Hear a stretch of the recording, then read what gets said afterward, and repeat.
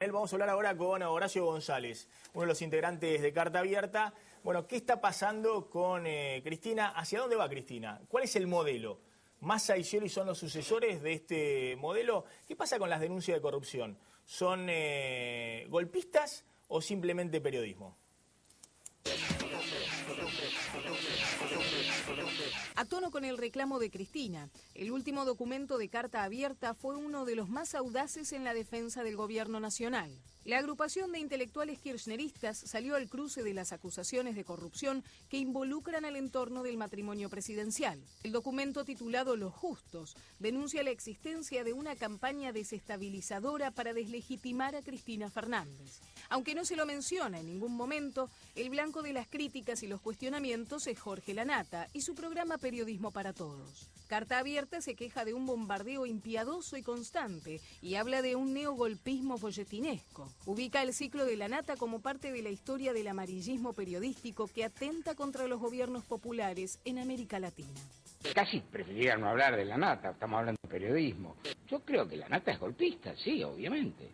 Los intelectuales oficialistas acompañaron al gobierno incluso en los peores momentos, como tras la derrota de Kirchner frente a Francisco de Narváez. Ahora se ubican en las antípodas de figuras como Daniel Scioli y defienden el proyecto a ultranza, sin especular. Carta Abierta compara la situación política actual con la caída de la República de Weimar, que abrió paso al nazismo en Alemania. Afirma que en nombre del saneamiento moral se instauraron las más terribles dictaduras y sostiene que la peor corrupción no está en la Casa Rosada, sino en las transacciones capitalistas. Los Justos concluye con una reivindicación de la década en la que retornó la política y Argentina se reencontró con el destino que había extraviado. Bien, ya estamos con Horacio González. Gracias, Horacio, por venir. Bueno, deja que me acomode un poquitito. Acomódate. Después de escuchar la glosa que escuché.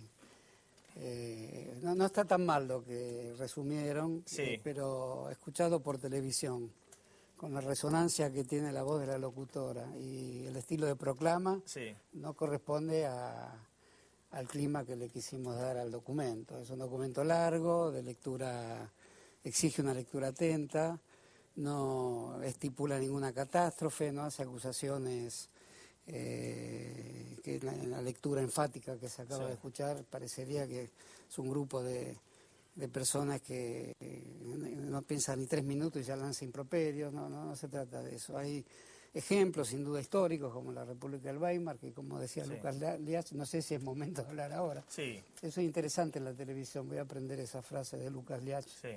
No sé si es momento de hablar ahora.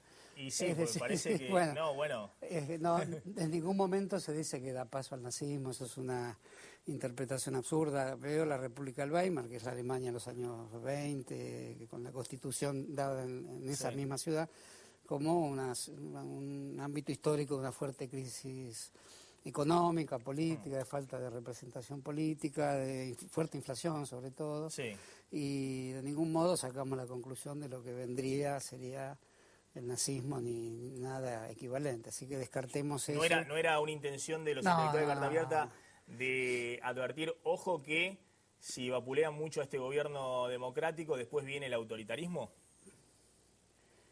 Bueno, el gobierno es vapuleado a diario, a través de distintos tipos de vapuleo. Hay una metodología del vapuleo que forma parte en gran medida de un espacio democrático tenso como es de la Argentina. La Argentina vive un momento democrático al que hay que adjetivar de alguna manera. Es de fuerte tensión, es un momento dicotómico en la política argentina, es el gobierno y la oposición y el mundo cultural que hace tiempo que no está tan escindido. Eso es un elemento que hace que un documento, que es un documento que llama al diálogo, llama a la reflexión política y da ejemplos históricos interesantes. El de la República del Weimar es interesante y te insisto, no acusa a nadie absolutamente de nada, salvo en la imaginación del Diario de la Nación, que aprovecha para simplemente retomar el tema y decir que el gobierno es nazi. Bueno, justamente contra ese tipo de argumentos estamos debatiendo. Y estamos debatiendo con la televisión, ¿no?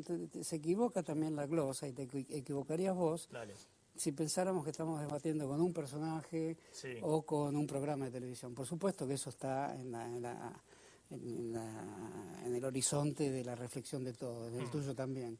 Pero con lo que estamos debatiendo es con un modo con el cual la televisión obliga a hablar de la política, con el cual la televisión supone que puede argumentar sobre la corrupción con escasez de pruebas o con abundancia de efectos teatrales, de efectos de, digamos así, de teatro de vodevil o de teatro del Gran Guiñol.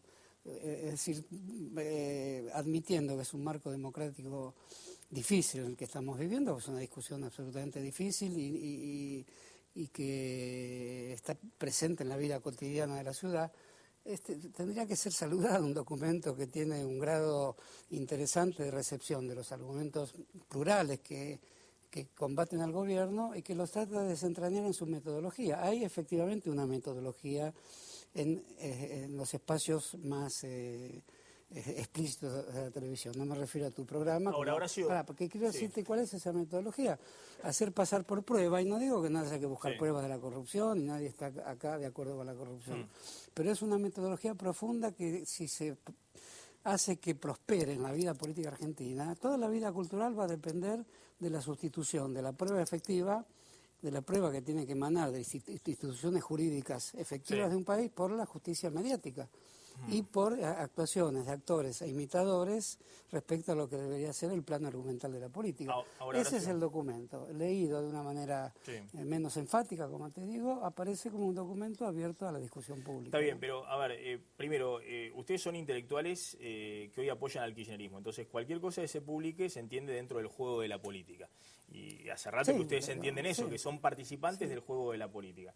En segundo lugar, bueno, más allá de Vicente Batista, que ha estado acá varias veces, directamente dice, sí, la nata es golpista. Mirá, las, no sé qué, 10 o 20 veces que hablamos de golpismo en el documento, mira, si nos referimos a la nata y la nata es golpista. Más allá de que Vicente reconoce eso, también está el tema de fondo.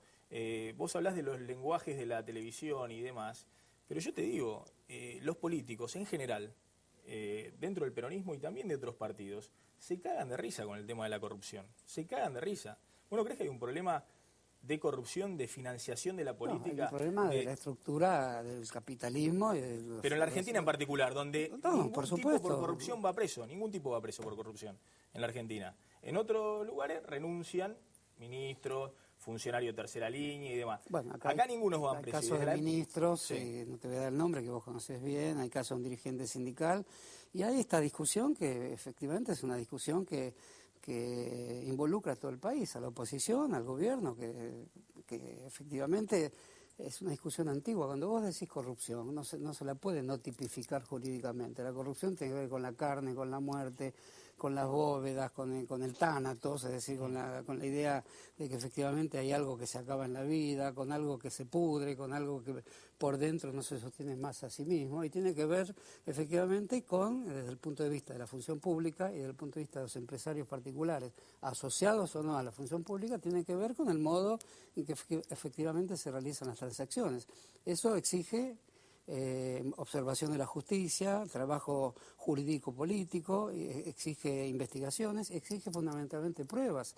Cuando decimos pruebas estamos diciendo algo esencial de la vida democrática, es el cimiento de la vida democrática. Por eso te aclaro lo del golpe. Yo no digo, Vicente dice golpista, yo no digo golpista. Digo que hay pulsiones de cierto tipo que se originan en programas de televisión, y esas pulsiones son la vida cotidiana de la población en la Argentina, ya sea por la observación de los precios de los supermercados, ya sea por el modo en que se comentan estas cuestiones, tal como las comentaste vos. Son momentos pulsionales. ¿Qué quiere decir un momento pulsional de la política? Quiere decir que hacemos política con modos de conciencia que son arrebatados de inmediato por determinado tema, que al otro día es otro y al otro día es otro. Ahora, Horacio, entonces es un tipo... Digamos, es un tipo de sentimiento público respecto a las instituciones democráticas que si lo tomás desde el punto de vista teatral y los teatralizás y los ficcionalizás, ahí tenés pulsiones golpistas también, y esto no quiere decir que haya un sector golpista, que la nata sea golpista, descanse tranquilo el querido amigo la nata, no es golpista. No, pero, quiere decir que hay pulsiones de ese tipo. Hoy nadie se cree lo de golpismo. No, porque ni siquiera nadie se cree lo de creíble, pero hagamos creíble el hecho de que una democracia efectiva tiene que tener pruebas efectivas también. Hagamos creíble eso. intelectuales. Ustedes son intelectuales. Bueno, decís intelectuales como si uno fuera una persona apartada del mismo. Tenemos el mismo razonamiento acá vos, ¿Pero Diego vos te das que va a cuenta hablar, que acá se Pino está que va a hablar? discutiendo la sucesión dentro del peronismo? Claro, me doy Entonces, cuenta ¿y de qué golpismo perfectamente. estamos hablando si hay un partido que se ha vuelto casi hegemónico, que está discutiendo Porque la vos sucesión ves internamente? el plano político, un modo como demostrás y muy bien en tu reflexión sobre la economía, sobre el nivel de precios, sobre la curva de precios, sobre la relación entre importación y exportación.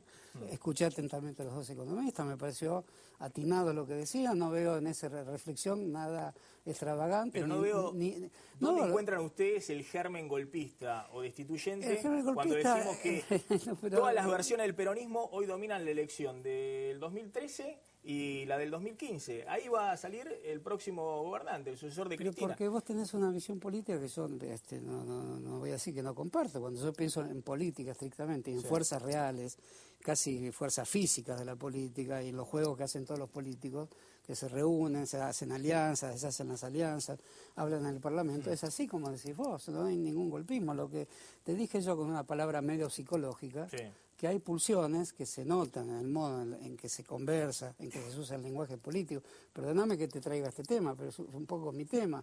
Es un poco el tema de un grupo intelectual. Esa palabra siempre tiene resonancias extrañas, pero si uno es parte de un grupo intelectual tiene que ver cuáles son las atmósferas públicas, los pensamientos colectivos, los pensamientos subterráneos de una sociedad, cómo se juega con esos pensamientos subterráneos. Yo te digo esos son, lo que me sorprende... son temas políticos y prepolíticos también. ¿Por qué te sorprende que debamos hablar de lo eso? que me sorprende de los intelectuales, te digo, de carta abierta, con los cuales he hablado muchas veces acá en este programa, es que hay temas que tienen que fortalecer a la democracia. Obviamente que hay una pelea terrible entre el Grupo Clarín y el gobierno, y que esa pelea involucra muchas cosas, y que ojalá la salde pronto la Corte Suprema de Justicia, que la Corte Suprema de Justicia diga si es válida o no la reforma judicial y que la Corte Suprema de Justicia diga si es constitucional o no la ley de medios. Lo mismo, ojalá lo salde pronto, y creo que después vamos a dar información de que la Corte Suprema en los dos temas va a avanzar rápidamente. Ahora, más allá de esa discusión, cuando hay una denuncia de corrupción, más allá de la utilización política que se puede hacer de esa denuncia de corrupción, a mí lo que me sorprende, que tipos que son pensantes, que debieran detestar la corrupción, que así como la detestaron en el gobierno de Menem, debieran detestarla más allá de las bondades de un gobierno en particular, que todo lo relativicen. Digamos, acá tenés un contratista de obra pública que tenía 20.000 pesos de constitución de Austral Construcción en el 2003 y que hoy tiene 2.500 millones de pesos. Que tiene, no sé, 2 millones de dólares en autos, que ostenta aparte de eso. Yo te debería haber interrumpido antes, y por supuesto, todo lo que estás planteando sería absolutamente verosímil y yo lo compartiría totalmente. Si no fuera que decís como si fueran ladrillos macizos, intelectuales kirchneristas, deberían haber denunciado, deberían haber señalado que este personaje, amigo de un expresidente, tiene tanto dinero ahora comparado con el poco dinero que tenía antes. Todas esas son especulaciones que puedes hacer perfectamente, que yo también las hago. Te aseguro que estoy en contra de la corrupción tanto como estás vos, y que creo que hay que investigar este y otros tantos hechos tanto como vos.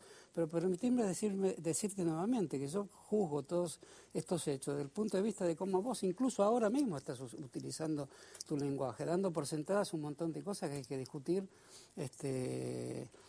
en ámbitos como este, por supuesto, que no desdeño para nada, pero también en ámbitos donde el uso de la palabra sea más extenso, que haya subordinadas en las frases, que haya adjetivaciones de otra índole. Si no, ya surgimos en un programa de televisión o en el Parlamento o en la política ya juzgados, ya interpretados. Lo que yo quiero evitar es el estado de ya estar interpretado todo. Entonces, la pregunta que vos me hacés es que te sorprende. ¿De qué te sorprendes? Tendrías que sorprender si no sacáramos un documento, si no habláramos como hablamos. Yo personalmente tengo un pensamiento vario, diverso, no, digamos, cuando te dicen intelectual kirchnerista, ahí subyace algo que por ahí no subyace en vos, pero subyace en muchas personas, que es intelectual orgánico servil. Esa palabra intelectual orgánico, ya sabes bien, es un gran pensador de la izquierda italiana, Antonio Gramsci, que es un concepto prestigioso. Ahora, decir eso de un programa de televisión supone que son personas asalariadas para hablar como hablan, etcétera. ¿Por qué tendrías que hacer una pregunta donde yo tendría que explicarme que hablo libremente y vos no tendrías que explicarte nunca? Vos sos el que hace la pregunta libre, vos sos el que hablás como una flor del aire. Estamos constituidos históricamente los dos. Y este diálogo es un diálogo histórico-político. Tenemos que analizar las condiciones bajo las cuales hablamos también. Y yo por eso te digo, yo no digo que vaya a haber un golpe, no hay sujeto golpista en la Argentina, pero que hay un golpismo sin sujeto, hay, porque efectivamente, pues ¿y cómo defienden a la presidenta? La presidenta se defiende sola y muy bien, y con la presidenta también se defiende, se discute. La presidenta es un personaje lo suficientemente complejo como para que a vos te haga hacer un programa interesante, obviamente. Lo que no te tiene que sorprender es que un grupo cultural tenga opiniones diversas en su seno, se exprese a través de documentos que fortalecen la democracia y que advierta que efectivamente podemos vivir un periodo histórico de debilitamiento de las instituciones si se discute mal. Y discutir mal es hacer pasar por delante de las pruebas necesarias una suerte de show teatral. Eso es lo Para que mí, estamos diciendo. bueno, el rol del periodismo, más allá del envoltorio, más allá de la necesidad del rating, de esto, de lo otro, es el periodismo no puede allanar. No, estoy de acuerdo. El periodismo no puede hacer escuchas telefónicas. Si vos decís guardia periodística y demás, estás usando una terminología que excede lo que es el periodismo. Es que el periodismo, como ocurrió en la época de Menem y en otras etapas, denuncia algo y después la justicia tendrá que avanzar. Pero bueno, no es tan simple, Maxi. El periodismo sustituye muchas acciones políticas colectivas reales, hasta sustituye los partidos de fútbol. Periodismo, así como el gobierno cambia los horarios, el periodismo también cambia el color de las camisetas, el horario en que se juega, la estructura mediática. La estructura mediática puede sustituir la justicia. Una frase que podés decir vos sin darte cuenta acá puede condenar a una persona. Antes que actúen los jueces, antes que actúen los aparatos jurídicos. Está bien. Vos sabés que yo lo que noto es... Te llevo a este tema, pero bueno, vos te interesa hablar de otro tema. Claro, sí, porque porque yo no creo que estemos en una etapa donde el periodismo o el periodista esté con mucho poder. Sí, ¿qué querés que te diga? Yo veo mucho poder de funcionarios nacionales, provinciales y municipales que tienen muchísimo dinero, muchísima guita, y muchísimo poder y de influencia en los medios.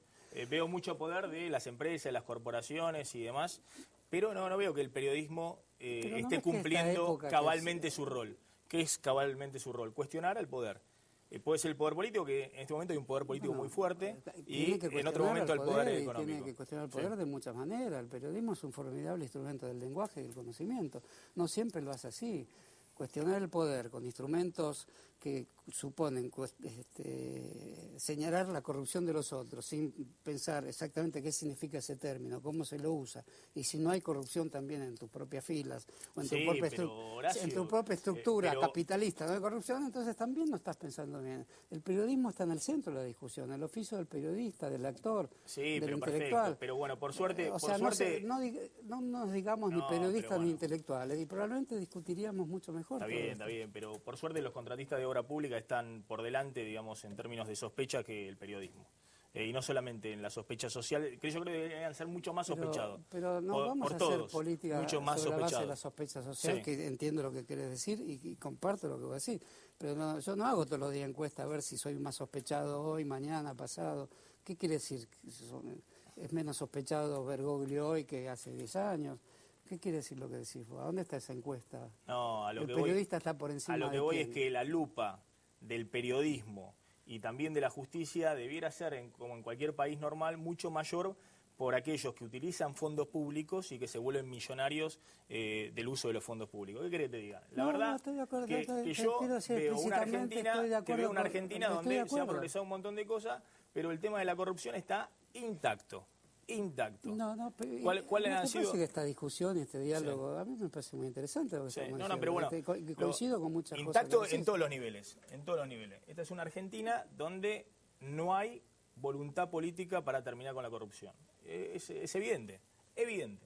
Lo que me sorprende es que pueda haber protección o justificación de ese hecho desde el punto de vista del intelectual. Tenés que definir mejor la corrupción para definir la relación a qué significa. Y aquel que cobra sobreprecio de la obra pública y se lleva el sobreprecio, la coima diaria, el que se copia en un parcial, y la formidable estructura capitalista, que es un formidable modelo de corrupción. Tenés que ver todo eso y te explicarás muchos otros casos también.